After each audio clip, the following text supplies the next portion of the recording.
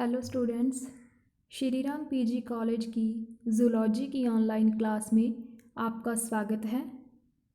आज का हमारा टॉपिक है टेस्टिस। हिंदी में इसे कहते हैं वृषण। ये टॉपिक बीएससी थर्ड ईयर और बीएससी बीएड सेकेंड ईयर का कॉमन टॉपिक है। तो आइए शुरू करते हैं टेस्टिस या वृषण। सबसे पहले हम देखेंगे कि वृषण पाए कहाँ जाते हैं ह्यूमन बॉडी के अंदर। तो ये मनुष्य का एंडोक्राइन सिस्टम है। इसमें डायग्राम के अंदर देखिए, ये रहा टेस्टिस। तो टेस्टिस क्या है? जनन ग्रंथि है। जनन ग्रंथि कौन सी होती है? जो जनन ग्रंथि होती है। तो जनन ग्रंथियाँ अपने सामान्य कार्य युग्मकों गैमीट्स का निर्माण और अंतःस्रवण का काम करती हैं। तो जो जनन ग्रंथियाँ होती हैं उनका क्या काम है? एक तो गैमीट्स युग्मक बनाना और दूसरा अंतःस्रवण करना। नर प्राणियों में वृषण पाया जाता है और इससे नर हार्मोन या फिर एंड्रोजन निकलती हैं। यह हार्मोन वृषण की शुक्र जनन नलिकाओं जो सेमिनिफेरस ट्यूब्यूल होती है उसमें स्थित अंतराली कोशिकाओं इंटरस्टिशियल सेल्स या लीडिंग की सेल्स भी कहते हैं, उनसे स्रावित होते हैं। तो ये बात हो गई वृषण की। वृषण क्या है? नर जनन अंग है और ये पाए कहाँ जाते हैं? ह्यूमन बॉडी के अंदर। मेल्स में पाए जाते हैं, फीमेल्स में ये एब्सेंट होते हैं, नहीं पाए जाते। अब आ जाएगी वृषण की संरचना या स्ट्रक्चर। तो नर जनन अंग वृषण होते हैं। ये एक जोड़ी होते हैं, यानी कि इनकी दो संख्या में दो होते हैं। स्तनधारियों में वृषण एक पेशी युक्त वृषण कोश के अंदर बंद रहते हैं और इसको बोलते हैं स्क्रोटल सैक। तो ये सारा जो वृषण है इसके बाहर वाला जो आवरण होता है इसको बोलते हैं स्क्रोटल सैक। वृषण का कार्य नर हार्मोन्स का उत्पादन करना होता है। प्रत्येक वृषण कई महीन और कुंडलित नलिकाओं से मिलकर बनते हैं और इन नलिकाओं को कहते हैं शुक्र जनन नलिकाएं या फिर सेमिनिफेरस ट्यूब्यूल्स। सेमिनिफेरस ट्यूब्यूल्स कौन सी होती है? जो पतली पतली नलिकाएं होती हैं। नेक्स्ट आता है, ये नलिकाएं एक ढीले से संयोजी उत्तक में निलंबित का मतलब होता है बीच में बिखरी हुई रहती हैं और इस उत्तक में रुधिर केशिकाएं तथा तंत्रिका तंतु पाए जाते हैं।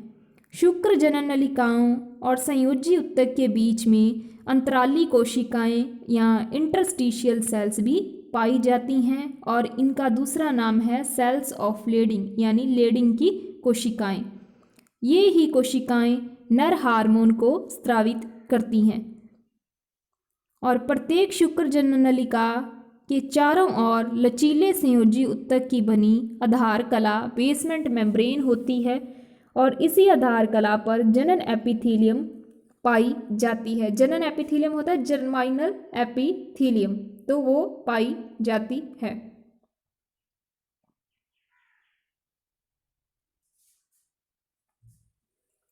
नेक्स्ट, जनन एपिथेलियम में दो प्रकार की कोशिकाएं हैं। पहली स्पर्मेटोगोनिया, जिन्हें शुक्र जनन कोशिकाएं, जो शुक्र जनन द्वारा क्या बनाती हैं? शुक्राणु, स्पर्म्स की फॉर्मेशन करती हैं। और दूसरी शुक्राणुओं को पोषण देने का काम करती हैं और इनको स्पॉटिंग सेल्स कहते हैं या फिर इन्हें सर्टोली कोशिकाएं भी कहते हैं। इनका स्वतंत्र तल कटा होता है और इसमें विकसित हो रहे शुक्राणु धसे हुए पाए जाते हैं। इन कोशिकाओं से शुक्राणुओं को आधार और पोषण मिलता है। आधार होता है बेस और पोषण यानी कि न्यूट्रिशन, भोजन मिलता है। तो वृषण दो काम करता है। पहला, शुक्र जनन द्वारा शुक्राणुओं का निर्माण और दूसरा अंतराली कोशिकाओं द्वारा हार्मोन्स का स्रावन। तो दो काम हो गए, एक तो गैमीट्स या शुक्राणु बनाना और दूसरा हार्मोन का स्रावन करना। अब इसकी स्ट्रक्चर जो है इसको देख लीजिए। ये देखिए, ये भाग है स्पर्मेटिक कॉर्ड, ऊपर की तरफ efferent ductule, body of epididymis, ductus deferens, rete testis बोलते हैं जिसको, स्ट्रेट टिब्यूल, क्रीमास्टर मसल्स, ये मसल्स पेशियां हैं, tunica vaginalis, head of epididymis, seminal vesicle lobule, septa जिसको ट्यूनिका एल्ब्यूजिना कहते हैं, और ये ट्यूनिका एल्ब्यूजिना, और नीचे है चाइल ऑफ एपिडिडाइमिस। ये रही, ये होगी स्ट्रक्चर किसकी, वृषण की। अब आ जाती है इसकी हिस्टोलॉजी, इसी से हमें ज़्यादा समझ आता है वृषण का। हिस्टोलॉजी होता है आंतरिक संरचना। तो ये देखिए उसकी टीएस काट ली है टेस्टिस की। अब इसमें देखिए ट्यूनिका एल्ब्यूजिना थी, ये जो ट्यूनिका एल्ब्यूजिना, ये रही अंतराली कोशिकाएं या फिर जिसको इंटरस्टिशियल सेल या लीडिंग की कोशिकाएं कहते हैं। इनका क्या काम था, हार्मोन्स का स्रावन करना। तो यहाँ पर लीडिंग की कोशिकाएं पाई जाती हैं। उसके नीचे सेमिनिफेरस टिब्यूल क्या चीज़ थी, शुक्र जनन नलिकाएं, जिनसे क्या होता है, शुक्राणुओं का निर्माण। जर्माइनल एपिथीलियम, जनन उपकला, सर्टोली कोशिका जो शुक्राणुओं को पोषण देने का काम करती है। बेसमेंट मेम्ब्रेन होता है आधारी उपकला, हिंदी में इसको आधारी उपकला बोलते हैं। और ये डिफरेंट स्टेजेस ऑफ स्पर्मेटोजेनेसिस, यानी कि जो स्पर्म बनने की अलग अलग स्टेजेस दिखाई गई हैं। स्पर्म बंडल, तो ये क्या है, शुक्राणुओं का बंडल बन गया जहाँ पर। कनेक्टिव टिश्यू, ये बीच में ये होता है संयोजी ऊतक। तो ये होगी हिस्टोलॉजी यानी कि आंतरिक संरचना, टीएस की संरचना। इससे पहले वाला जो डायग्राम था वो सिर्फ वृषण को समझने के लिए था, आंतरिक संरचना को, लेकिन मेनली ये ही डायग्राम इंपॉर्टेंट है, टीएस ऑफ टेस्टिस। तो आपको इसी डायग्राम को प्रिपेयर करना है। ये आपके प्रैक्टिकल एग्जाम में भी है और आपके थियोरेटिकल एग्जाम में भी है। ये देखिए थोड़ा सा बड़ा करके दिखाया गया है। इसमें ये रही बाहर वाली लेयर जो इसको बोलते हैं जर्माइनल एपिथीलियम, लीडिंग सेल्स या इंटरस्टिशियल सेल्स। उसके बाद सर्टोली कोशिका यहाँ पर पाई जाती है, इसका काम है शुक्राणुओं को पोषण प्रदान करना। स्पर्मेटोगोनियम जिसमें स्पर्म्स बनते हैं। प्राइमरी स्पर्मेटोसाइट्स यानी कि प्राथमिक जो कोशिका है स्पर्म बनने की। सेकेंडरी द्वितीय कोशिका, और स्पर्मेटिड होते हैं जो ये शुक्राणु बनने की फॉर्मेशन होती है। तो इसके अंदर ये जो बिखरे हुए हैं ये वाले, ये क्या है, शुक्राणु है, स्पर्म्स है।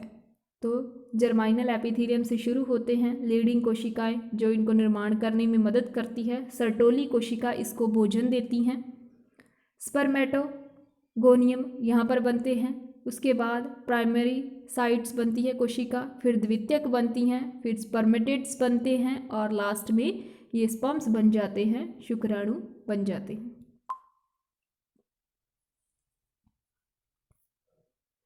अब आ जाते हैं वृषण के हार्मोन्स, यानी वृषण से कौन कौन से हार्मोन निकलते हैं।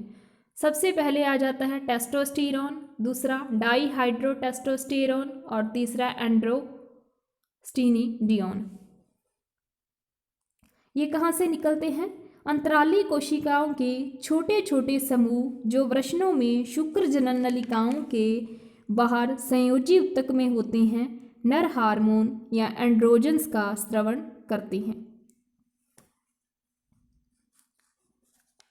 प्रमुख नर हार्मोन जो स्रावित किए जाते हैं वो आपको बता दिए हैं, टेस्टोस्टेरोन, डाईहाइड्रोटेस्टोस्टेरोन, टेस्टोस्टेरोन और एंड्रोस्टेनिडियोन। सबसे पहले हम देखेंगे टेस्टोस्टेरोन क्या चीज़ होती है। तो इन 3 हार्मोन में सबसे अधिक मात्रा में टेस्टोस्टेरोन ही स्रावित किया जाता है। यह हार्मोन अंतराली कोशिकाओं द्वारा स्रावित होता है। अंतराली कोशिकाएं देखी थी डायग्राम के अंदर, इंटरस्टिशियल सेल्स, तो उनसे निकलता है। अंतराली कोशिकाओं का स्रवण ल्यूटिनाइजिंग व पुट्टी का उत्तेजक हार्मोन, ल्यूटिनाइजिंग हार्मोन था और एक पुट्टी का उत्तेजक हार्मोन जो कहाँ से निकलते हैं, पीयूष ग्रंथि के अग्रपिंड से निकलते हैं, उनके नियंत्रण में होता है। पीयूष ग्रंथि हमने की थी पहले, तो उससे ये हार्मोन निकलते हैं। मनुष्य में अंतराली कोशिकाओं की क्रिया भ्रूण के 7वें सप्ताह में ही शुरू हो जाती हैं। भ्रूण में अंतराली कोशिकाएं प्लेसेंटा द्वारा स्रावित ह्यूमन कोरियोनिक गोनेडोट्रोपिक हार्मोन से उत्प्रेरित होती हैं, जो कि ल्यूटिनाइजिंग हार्मोन के समान ही कार्य करता है। बाद में अंतराली कोशिकाएं जीवन पर्यंत ल्यूटिनाइजिंग हार्मोन के नियंत्रण में कार्य करती हैं और अंतराली कोशिकाएं आयु बढ़ने के साथ साथ कम होती जाती हैं, यानी कि इनका जो काम होता है, जैसे जैसे एज बढ़ती जाती है इनका जो संख्या वगैरह है वो कम हो जाता है, इनकी क्रियाएं कम होती जाती हैं। टेस्टोस्टेरोन एक स्टेरॉयड हार्मोन है और टेस्टोस्टेरोन का निर्माण कोलेस्ट्रॉल से होता है। इसे अंतराली कोशिकाएं रुधिर से प्राप्त करती हैं या स्वयं एसीटेट से संश्लेषित यानी बनाती हैं। टेस्टोस्टेरोन के संश्लेषण के बाद यह प्लाज्मा क्या चीज़ होती है, ब्लड का भाग है, तो प्लाज्मा में उपस्थित प्रोटीन टेस्टोस्टेरोन बाइंडिंग ग्लोब्यूलिन जिसको TBG के साथ जुड़कर रुधिर द्वारा इसका परिवहन किया जाता है। तो ये होगी बात टेस्टोस्टेरोन की। टेस्टोस्टेरोन लक्ष्य अंगों, सहायक लिंग अंग जैसे prostate gland, seminal vesicle, epididymis, शीशन, पेनिस व त्वचा में प्रवेश कर डाईहाइड्रो टेस्टोस्टेरोन में चेंज हो जाता है। तो टेस्टोस्टेरोन किस में चेंज हो गया, डाईहाइड्रो टेस्टोस्टेरोन में। तो ये टेस्टोस्टेरोन था, ये इसमें बाद में इसमें चेंज हो जाएगा, इसमें डाईहाइड्रो टेस्टोस्टेरोन में। यह क्रिया एक एंजाइम, उसका नाम है 5-अल्फा रिडक्टेज की उपस्थिति में होती हैं और लक्ष्य अंगों में अब डाईहाइड्रो टेस्टोस्टेरोन अपना प्रभाव डालता है।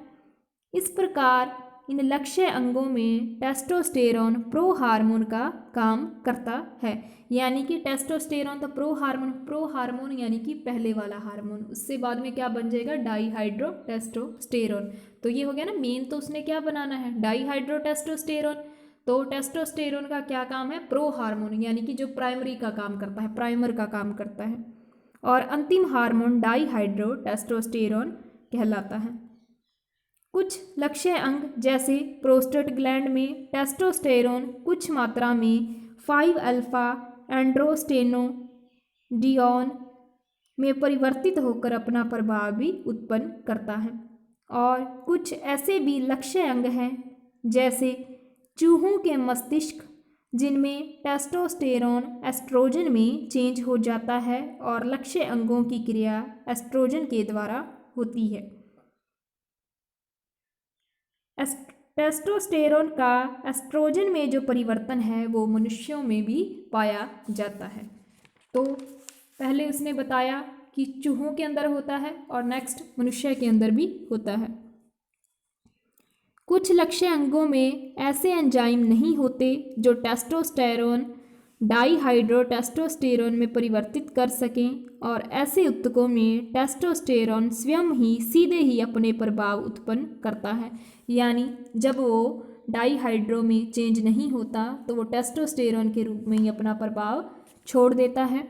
ऐसे लक्ष्य अंग हैं पेशी, मसल्स, कंकाल, स्केलेटन और लैरिंक्स।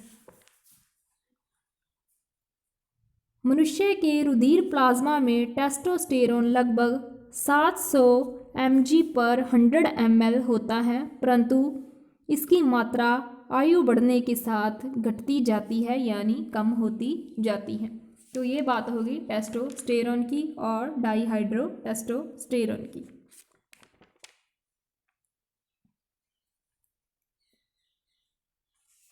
दूसरे दो हार्मोन वही है, टेस्टोस्टेरोन डाईहाइड्रो में चेंज हो गया और कुछ मात्रा में इसमें से क्या निकलता है, एंड्रोस्टेनिडियोन। नेक्स्ट आते हैं फंक्शंस ऑफ टेस्टोस्टेरोन। तो टेस्टोस्टेरोन के क्या काम हैं? सबसे पहला, functions of testosterone during fetal development. Fetal development होती है भ्रूण का परिवर्धन, तो उसमें टेस्टोस्टेरोन के क्या कार्य हैं? तो भ्रूण परिवर्धन के दौरान क्या होता है कि टेस्टोस्टेरोन का निर्माण भ्रूण जब 7 सप्ताह का होता है तभी से शुरू हो जाता है। ये बात हमने अभी देखी है। यह हार्मोन नर जननांग में विभेदन को प्रभावित करता है। 7 सप्ताह के भ्रूण के पहले सभी भ्रूणों में वॉल्फियन व मुलेरियन नलिका पाई जाती हैं। वॉल्फियन नलिका से एपिडिडाइमिस शुक्रवाहिनियाँ और शुक्राशयों का परिवर्धन होता है और मुलेरियन नलिका से यूट्रस, वेजाइना और फैलोपियन नलिका का परिवर्धन होता है। यानी उससे पहले वाले एम्ब्रियो में ये दोनों प्रकार की ट्यूब्यूल्स पाई जाती हैं। अगर टेस्टोस्टेरोन का स्राव शुरू हो जाए तो मुलेरियन नलिका विलुप्त हो जाती है, यानी कि जो फीमेल्स ऑर्गन बनाती हैं वो नलिका खत्म हो जाती है और सहायक नर जनन अंग परिवर्धित हो जाते हैं। और अगर टेस्टोस्टेरोन का स्रावण नहीं होता तो मुलेरियन नलिका परिवर्धित होती है और वॉल्फियन नलिका विलुप्त हो जाती है।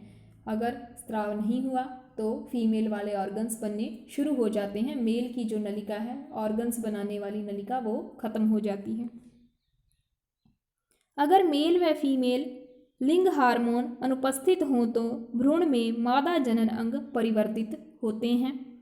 इस प्रकार अगर टेस्टोस्टेरोन अनुपस्थित रहेगा तो प्रत्येक भ्रूण मादा में परिवर्तित होगा, फीमेल में चेंज हो जाएगा और टेस्टोस्टेरोन मेल एम्ब्रियो में लिंग विभेदन का काम करता है। तो इसका क्या काम है? मेल भ्रूण का निर्माण करना टेस्टोस्टेरोन का। दूसरा क्या काम है इसका?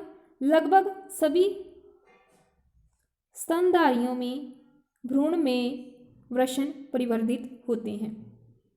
परिवर्धन के पूर्ण होते ही ये इग्यूनल नाल के द्वारा सीधे उतरकर वृषण कोशों में आ जाते हैं। तो टेस्टिस बने वो टेस्टिस सैक, यानी जिसको स्क्रोटल सैक बोलते हैं, उसमें आ जाते हैं।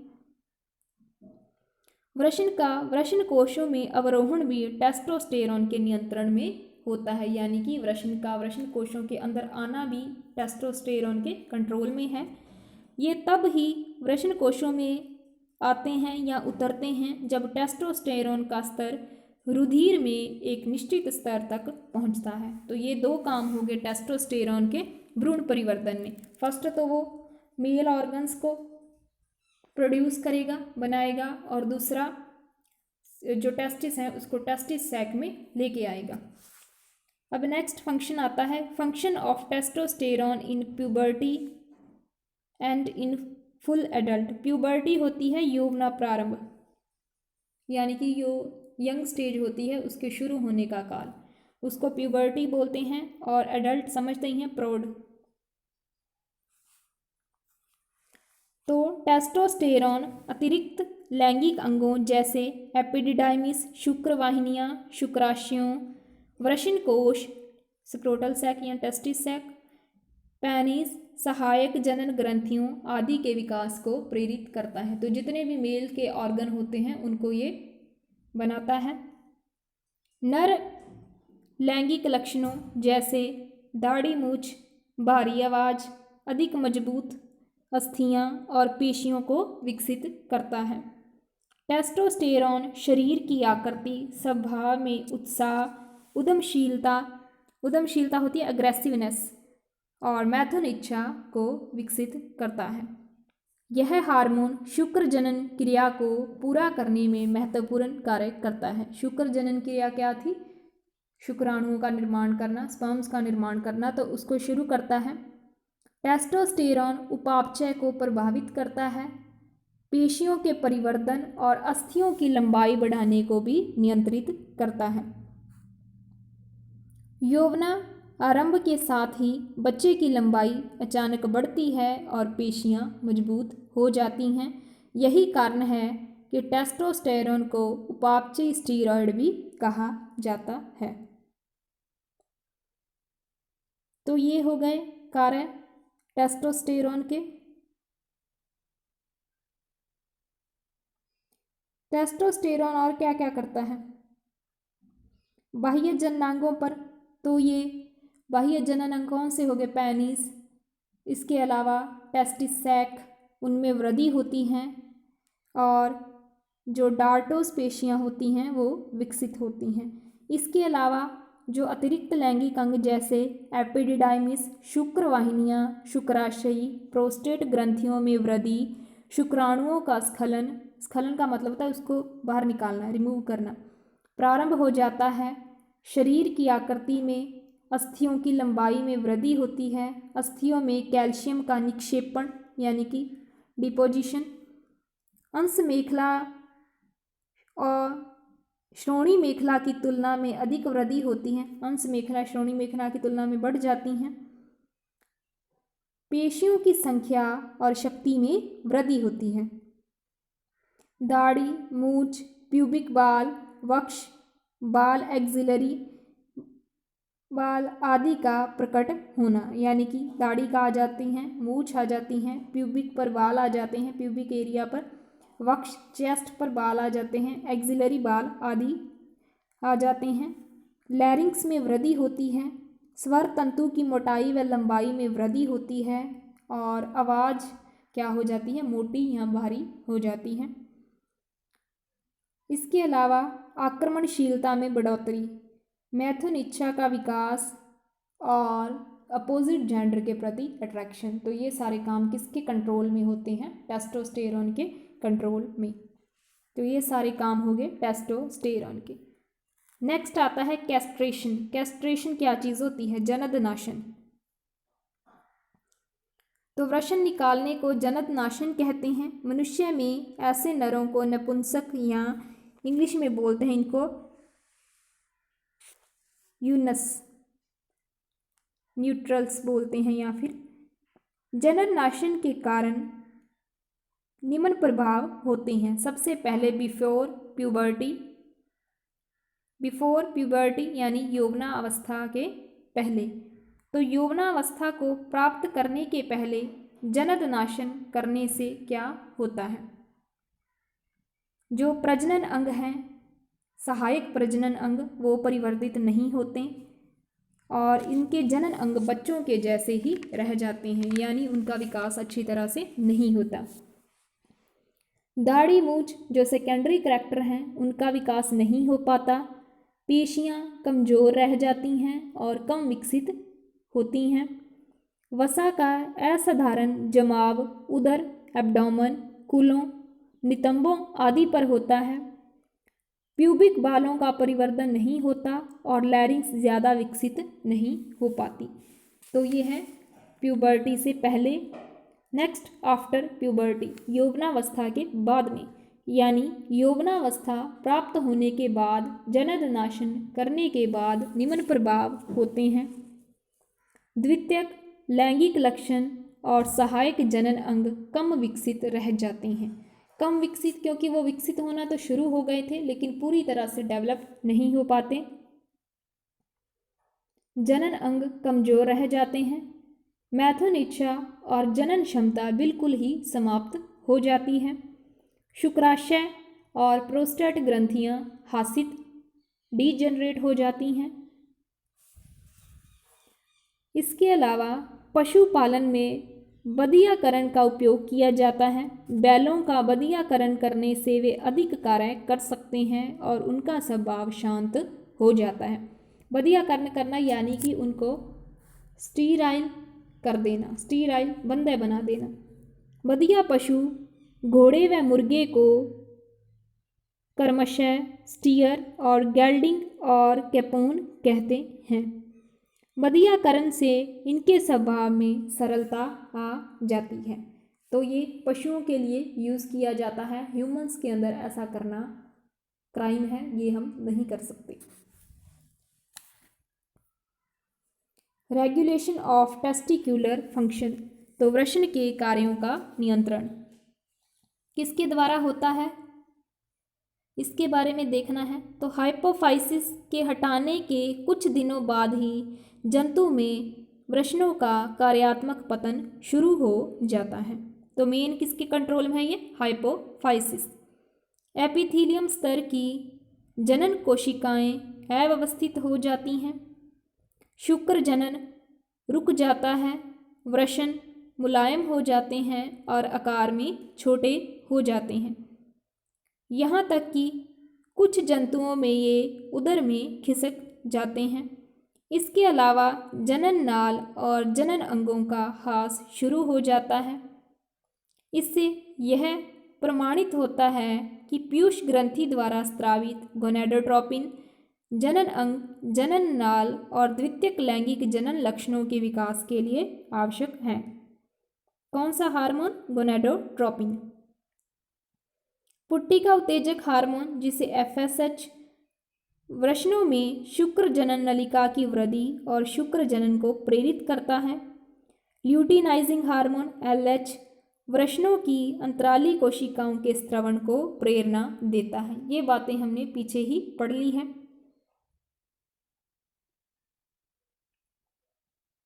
इस प्रकार यह सिद्ध हो चुका है कि शुक्र जनन नलिकाओं की वृद्धि और शुक्र जनन गोनेडोट्रोपिक हार्मोन के नियंत्रण में होता है, और यह हार्मोन निकलेगा कहाँ से, पीयूष ग्रंथि से।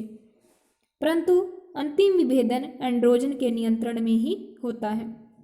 ल्यूटिनाइजिंग हार्मोन जो कि अगर पिंड पीयूष ग्रंथि से निकलता है, सीधे ही अंतराली कोशिकाओं को टेस्टोस्टेरोन स्रावित करने के लिए प्रेरित करता है। टेस्टोस्टेरोन शुक्र जनन को पूरा करता है, जनन नाल को क्रियात्मक अवस्था में रखता है और द्वितीयक लैंगिक लक्षणों को नियंत्रित रखता है। कौन सा हार्मोन, टेस्टोस्टेरोन। अतः वृषण की अंतराली कोशिकाओं द्वारा स्रावित टेस्टोस्टेरोन सीधे ल्यूटिनाइजिंग हार्मोन के नियंत्रण में होता है। पीयूष ग्रंथि द्वारा ल्यूटिनाइजिंग हार्मोन का स्रवण हाइपोथैलेमस द्वारा स्रावित हार्मोन के नियंत्रण में होता है। तो मेनली कंट्रोल किसके पास चला गया, मस्तिष्क के पास, हाइपोथैलेमस के पास। टेस्टोस्टेरोन का अधिक स्रवण ऋणात्मक पुनर्निवेशन क्रियाविधि द्वारा पीयूष ग्रंथि और हाइपोथैलेमस के स्रवण को सदमित करता है। सदमित करना यानी कि रोकना, कम करना।